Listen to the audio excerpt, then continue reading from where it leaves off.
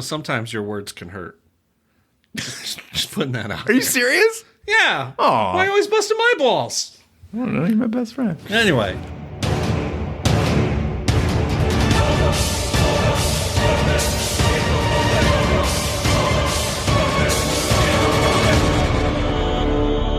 Welcome to Shat on TV, American Gods, the unofficial podcast companion piece of the Starz series American Gods. I am one of your hosts, Gene Lyons, and alongside me is my co-host, the King Bee. Ricky Whittle. And this is our deep dive edition where we look back and offer our thoughts and research, plus the top listener voicemail and email for the week. If you haven't already, please subscribe to our sister podcast, Shat the Movies, at shatthemovies.com, and our Twitch stream at shatontv.com/Twitch. This week's episode is covering episode 1 of season 3 of American Gods, A Winter's Tale. Now, if you joined us on the Instacast, which we do every Sunday night on Twitch immediately after the episode airs, you'll know that Ash and I are big fans of this episode. I think that the season started off strong, stronger than we've seen in a while from American Gods. But King B, I wanted to hear from you. What do you think of American Gods season premiere? Well, much like Mr. World is the villain of this show, I'm going to go ahead and submit myself finally as the true villain of this podcast. Today, it's Ian McShane's brand new teeth and Ricky Whittle's brand new haircut. In the show's defense, I can definitely see the influence of new showrunners at work. Their style seems to be a bit more focused and directed. I've really come around to thinking that this show is sort of the anti-Chekhov's gun. Characters get introduced, dialogue exchanges take place that don't move the story anywhere. They're meant to kind of expound some sort of belief or inkling that the author might have, and then they just move on to the next thing without any real consequence. It seems that this show seems to be so much effect without any cause, or if there's cause, we never see the effect. I got to completely disagree with you here. I think after the delays and the cast changes and the production changes, the product here has vastly improved. I think everything about season 3 feels worlds better than season 2.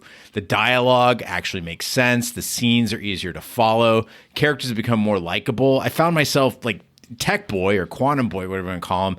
I was like, fuck, he's charming. I actually like seeing him on screen. I found myself enjoying the experience, and I was actually sad when the hour was over. I will say that Tech Boy gets a little bit more three-dimensional and bearable.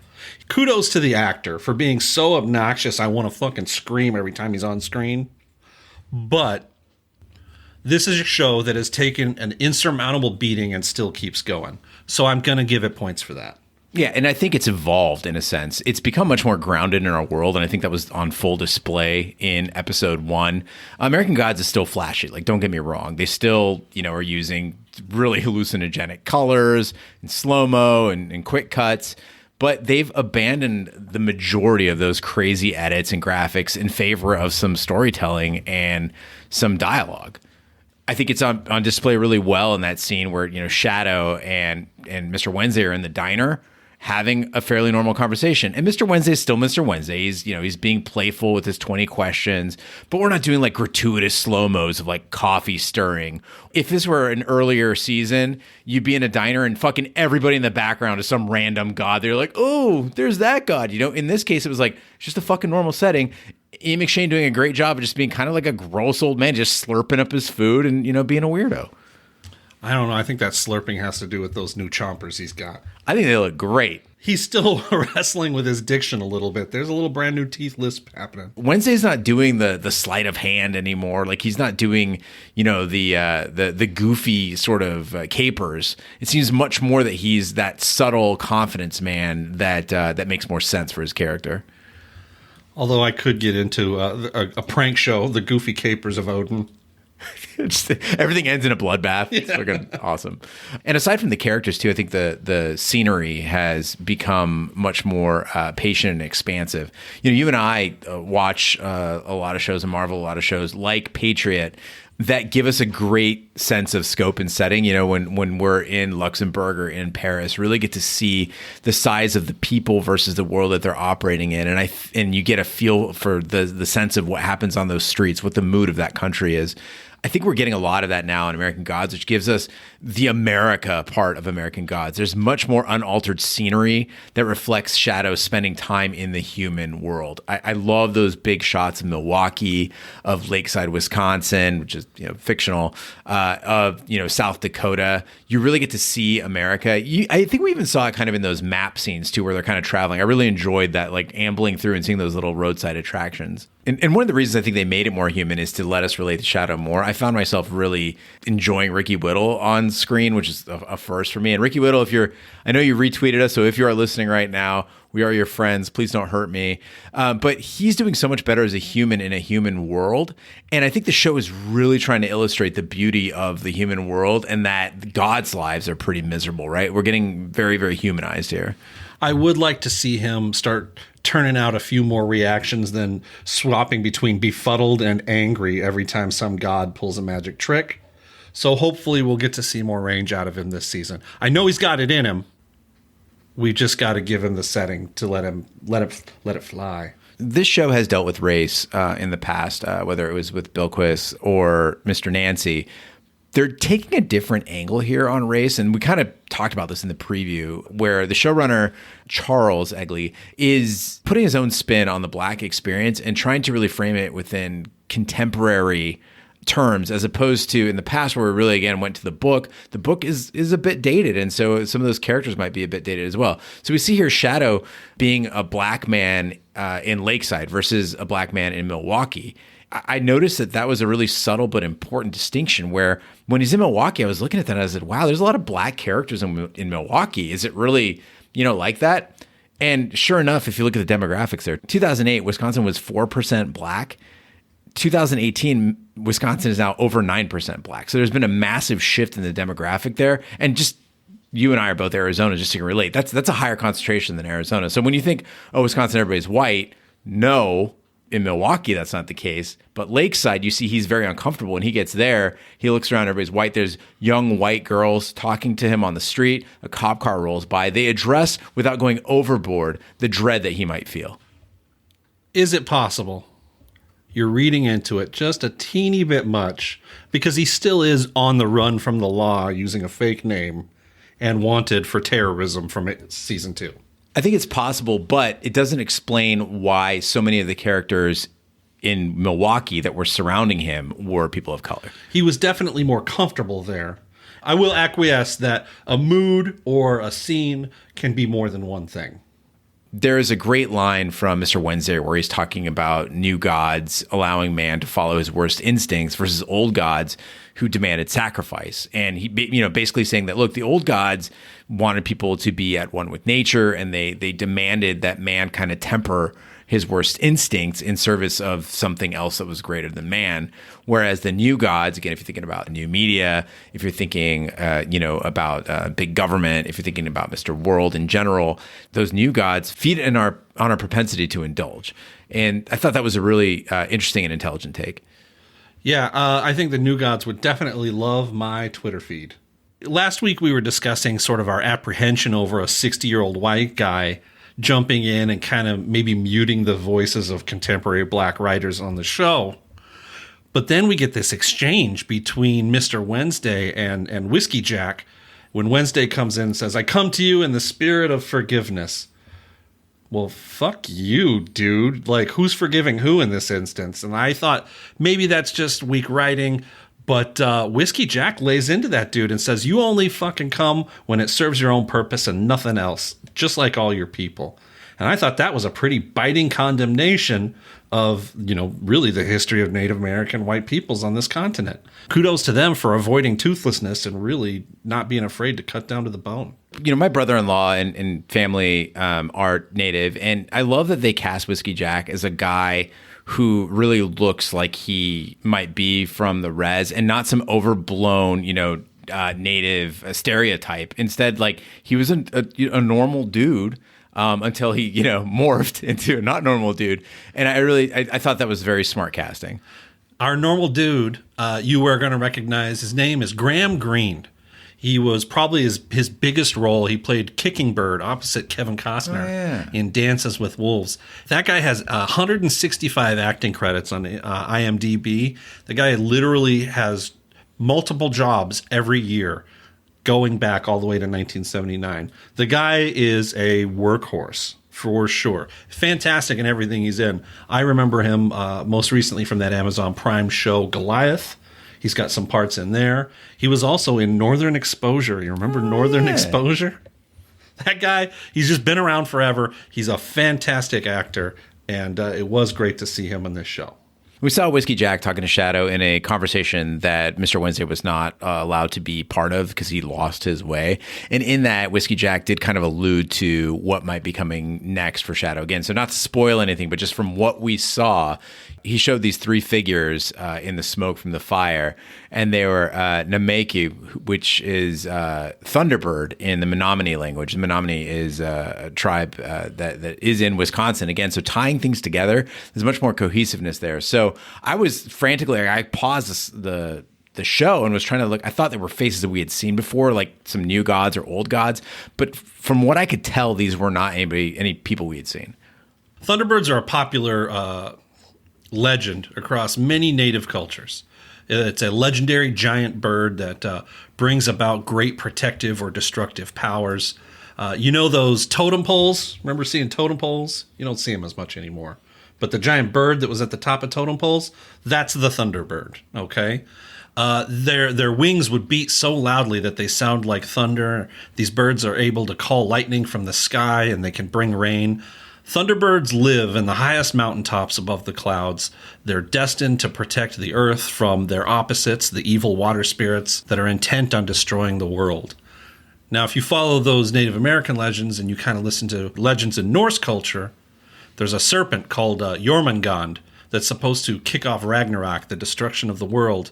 It sounds like in this tale, Shadow Moon is going to receive some guidance from the Thunderbirds in order to avoid what I'm guessing is Ragnarok. I'm interested to see if the Thunderbirds are taken literally in this sense, and they are like in the show presented as birds, which it's TV. I'm sure they can't resist it. Or if they are in fact like people who, guide and are incredibly powerful, which could also be kind of a cool, almost like superhero-ish thing where you have, humans in the incarnation of Thunderbirds.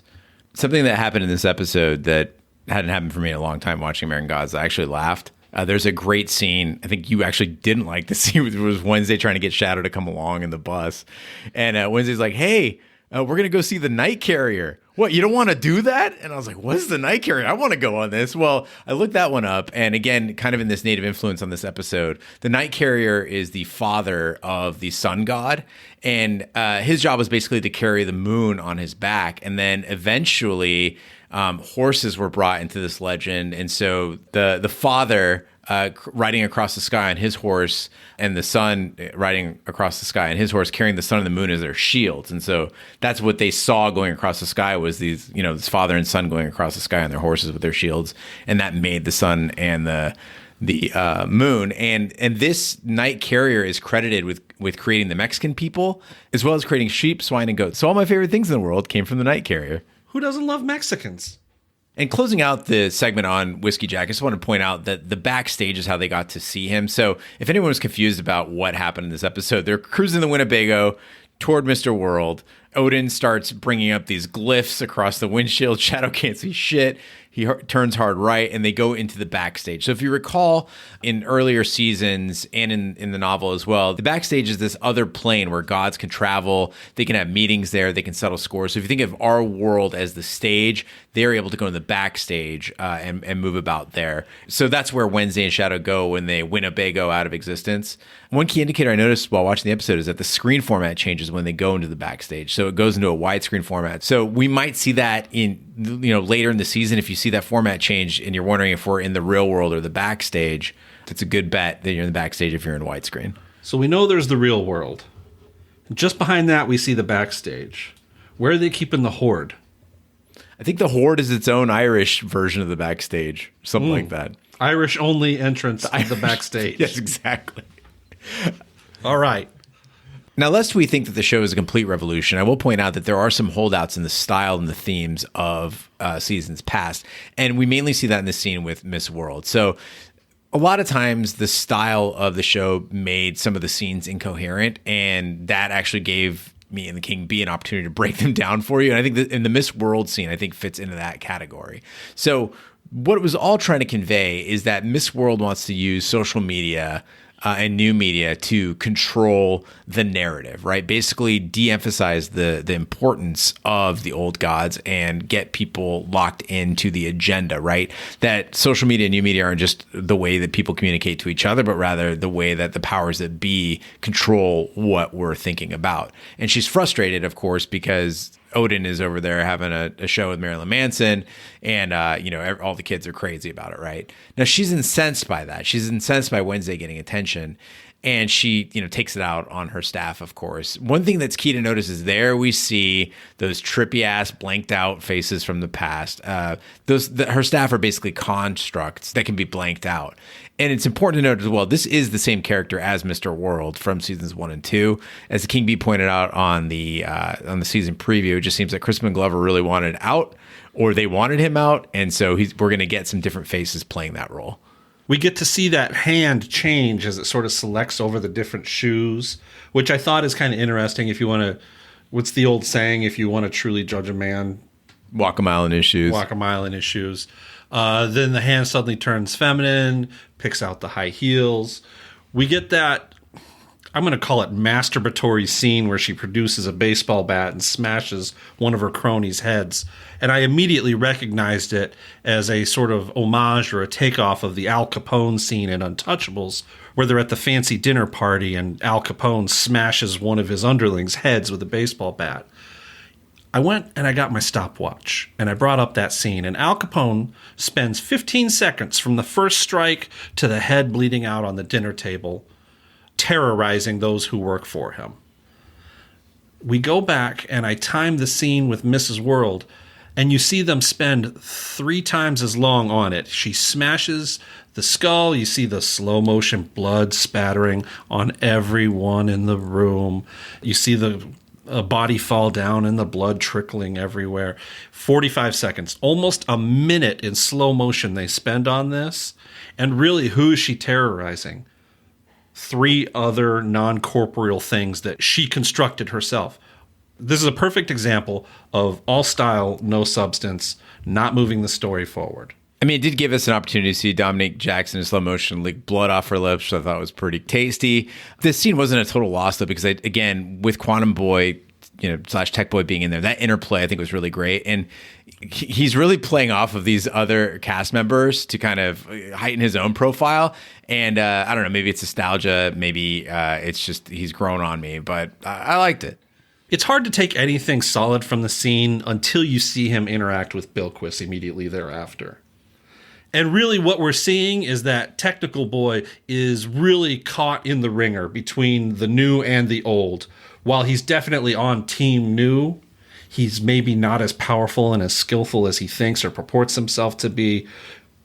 He clashes with Bilquist, kind of gets his ass handed to him and run out the room, showing us that while he's kind of overpromised, he's about to underdeliver, and I think there's going to be consequences. I took it as her almost making a believer out of him, because if you notice when he comes in the room, those candles aren't lit. She touches him and puts him, he mentions war and he's kind of being hawkish, and she touches him and makes him feel and see what war is. And, he's frightened. He kind of dashes out of the room. The candles light up after she touches him. And if you remember in season 2, when Technical Boy then became Quantum Boy and, touched the CEO and kind of struck fear in him, I wonder if it was the same thing, because he even made a comment in season 2 about, what it is to touch a god. Or the way he might have overplayed his hand is that he gave her immense power through an app, but now she has become powerful. And a credit to Yetida Badaki, who plays Bilquist, for really bringing it this episode. I think that she kind of was underutilized in seasons past as sort of this purely sexual object, and here we get to see her with just as a powerful woman. So powerful. So woman. Now, King B, while watching this episode, we got to see what became of Laura and Mad Sweeney. They're now in New Orleans. Laura is meeting up with Maman Brigitte and trying to find Baron Samedi again. And as soon as they brought up gris, I was like, I know a guy who knows all about gris. Your local Arizona source for voodoo information is happy to tell you. Laura brings out her little vial out of her pocket. It's referred to as a gris. Now this, I believe, is a mistake on the show's part. I believe this is a misnomer.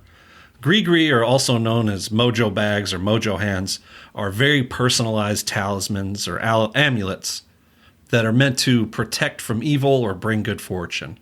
They originated way back in Africa. They were really popular amongst African Americans in the slave trade as protection wards. They're commonly used today by hoodoo or modern witchcraft practitioners.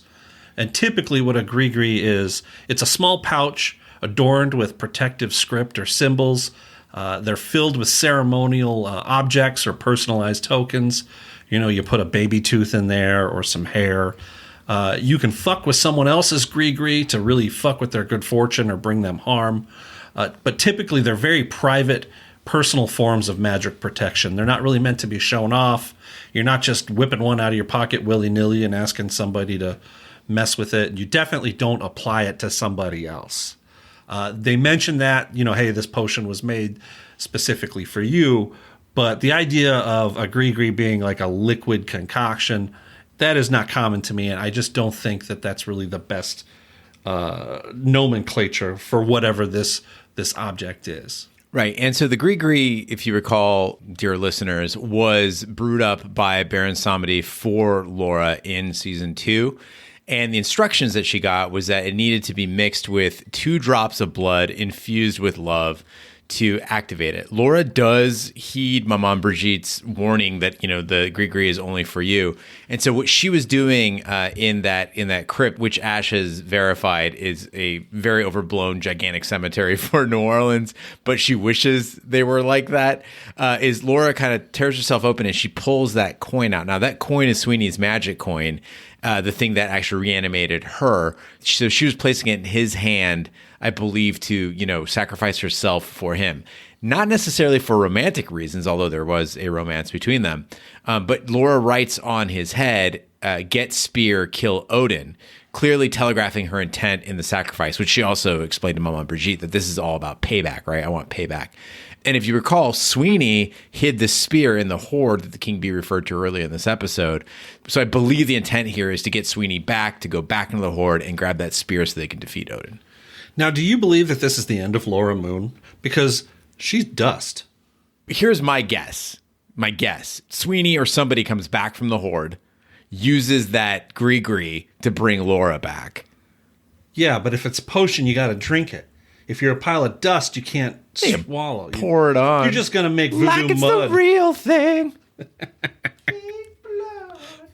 I guess I'm torn. If this is her end, it seems like a really unceremonious, kind of lame end. And if you knew that you were about to pluck out the thing that kept you alive to return it to the person to bring them back to life, wouldn't you make damn sure it didn't just fall out of their fucking hand and roll into the shadowy corner, leaving you both dead? Yeah, but they have to abide by the rule that American Gods has to have at least 9 minutes of slow-mo. And so they had to get it in right here. Like, I would put it in his pocket. Because granted, she holds it in her, as long as she's holding it in her hand, she's good. Right. You put your hand in the pocket, you let the thing go, you fall down, it's still in his pocket, he's got the coin back. I mean, this is why coin purses were invented. You could put it in a gris. Yeah, a gris would make an excellent coin purse. You can't have somebody else touching your gris, though. That's true. Well, maybe if they're dead. I don't know, any witches out there? Can a dead person touch your gris? Write in, let us know. I'll let anybody touch my gris. Hosts at shadowontv.com. Now, a couple other points of trivia before we close out the episode. One is that we saw a couple new names in this episode and a couple that were carryovers from last season. Shadow's identity is Mike Ainsel. So Mike Ainsel sounds like my own self, and it comes from a Northumbrian fairy tale, basically modern day, like England and Scotland, like southeastern Scotland. And in this fairy tale, a little boy is in a cottage. His mom goes to bed early. He's just hanging out, playing, whatever. And a little fairy comes down to the chimney to play with him. And so they're having a good old time, just hanging out. And she says, who are you? And he says, I'm my own self. Who are you? And she's like, I'm my own self. And so they're playing. And he stirs up the fire because, it's cold in Scotland or whatever. And a little spark from the fire lands on her foot. And she says, ouch. And then her mom from outside the chimney of this house says, what's going on down there? Who made that noise? And she says, my own self. And then the mom's hand reaches down the fireplace and grabs her and plucks her out. And the boy gets so scared that he never stays up late at night. I have no idea how Northumbrian tales work. Yeah, I'm still trying to catch up. I think storytelling was really at a basic level back then. I mean, it's taken 2,000 years to get to American Gods. They had to start somewhere, I guess. So anyway, Mike Ainsel is Shadow, my own self. And then, of course, his uncle's house that he tells everybody he's staying at is Emmerson Borson. Now, this one's funny, too, because son of Bor is Odin. Odin's father's name is Bor, so Bor's son. And then Emmer is basically an ancestor of Odin. So Emmerson Borson is Mr. Wednesday. Apparently, Norse gods really like almost puns. They're like the Hannibal Lecters of the mythological world. Fuck you, Neil Gaiman. And then finally, the episode closed out with us meeting Hinzelman. Now, Hinzelman is sort of the de facto mayor of this town of Lakeside, and Shadow comes in from the cold, walks into her general store, and meets her. Hinzelman also is a mythological name, so Hinzelman was a kobold in the mythology of northern Germany. A kobold in German lore is basically a household spirit, so like not a huge thing. And they bring good luck, but they can also turn malevolent if you don't keep them happy. Now, if you're a Dungeons and Dragons player and you think of that kind of kobold, like a little reptilian looking dude, not that, not a D&D kobold. These are like sprites. They're more like little fairy people. I think Hinzelman maybe is sort of this town's like mascot and good luck charm, but has to be satisfied in some way. And that way might be something of a vampiric nature, because we do see Shadow speaking with Hinzelman, and you see Nosferatu on the TV screen, and she's a big movie buff, apparently. Oh, Mike, that's a nice name. That's very Midwestern, King B. See, the King B's never lived in the Midwest, doesn't understand that people in Wisconsin will say things like, Mike, that's a nice name. I guess. I've never been there, so I got to take your word for it. Yeah, but it was nice to see Julia Sweeney. I think that she understands what she's doing on this show, and I think that interplay, again, is going to serve to really humanize Shadow. And also Chad Mulligan, the police chief, playing exactly that sort of Marge Gunderson role is just giving me some hardcore Fargo vibes, and I dig it. Yeah, I think there's something to be said for just kind of a understated, straight delivery. You don't need to do anything creepy or special with it. You're just there to do your part in pushing the story forward. So that concludes this week's episode of Shat on TV American Gods. We came in a little hot on this episode, both in our praise and our critique of the show. So we'd love to hear from you and get your opinions. You can write us at host@shatontv.com or call 914-719-SHAT. We hope you enjoyed this episode and will join us next week for more. Be sure to follow us on social media and share with a friend. We're on Twitter, Snapchat, and Instagram at ShatOnTV. On Facebook, search for Shat on TV Podcast. The website is shatontv.com. You can email us, as I mentioned, host@shatontv.com. If you'd like to hit me up on Twitter, I'm at Gene_Lyons_ and King B. I'm at King B Lives. KINGBEELIVES. Also, check out our sister podcast, Shat the Movies, where we join our good friend Big D, Dick Ebert, and Ash Schlafly to cover 80s and 90s movies commissioned by you, the listeners. Find past and future episodes at shatthemovies.com, wherever fine podcasts can be found, including iTunes, Google Play, Stitcher, Pandora, Spotify, and YouTube. Be sure to subscribe, and if you stop by iTunes, please leave a 5-star review.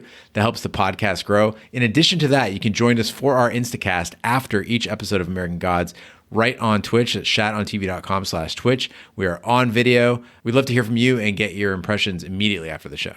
On behalf of my co-hosts, the King B, Ash Schlafly, and Big D, Dick Ebert, I'm Gene Lyons. Be sure to join us next week for episode 2 of season 3 of American Gods, Serious Moonlight.